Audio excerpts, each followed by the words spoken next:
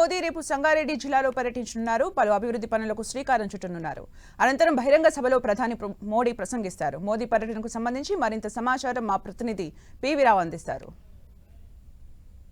ప్రధాని నరేంద్ర మోడీ రేపు ఉదయం సంగారెడ్డి జిల్లాలో పర్యటించనున్నారు. సంగారెడ్డి జిల్లాలో ప్రధాని పర్యటన సంబంధించి ఏర్పాట్లను కూడా చకచకా జరిగిపోతున్నాయి.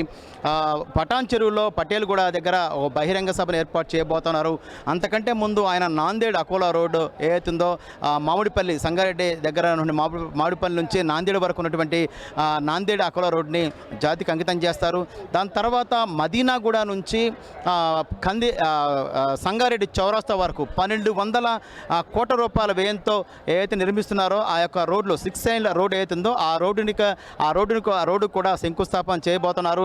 మొత్తం 4-5 చోట్ల అవుతుంది. 4-5 చోట్ల అక్కడ ఫ్లైఓవర్స్, అదేవిధంగా సర్వీస్ రోడ్డుతో పాటు అండర్ పాస్ కూడా ఏర్పాటు చేసేటువంటి ఈ యొక్క రోడ్డుకి ఏదైతే శంకుస్థాపన చేస్తారో ఈ రోడ్డు వల్ల జాతీయ రహదారి 65కి ట్రాఫిక్ కష్టాలు తొలగిపోయే అవకాశం ఉంటుంది. మొత్తం మీద చూసుకున్నప్పుడు రేపు 9,021 కోట్ల రూపాయల సంబంధించిన పనులు శంకుస్థాపనలో ప్రారంభోత్సవాన్ని నరేంద్ర మోడీ చేయబోతున్నారు.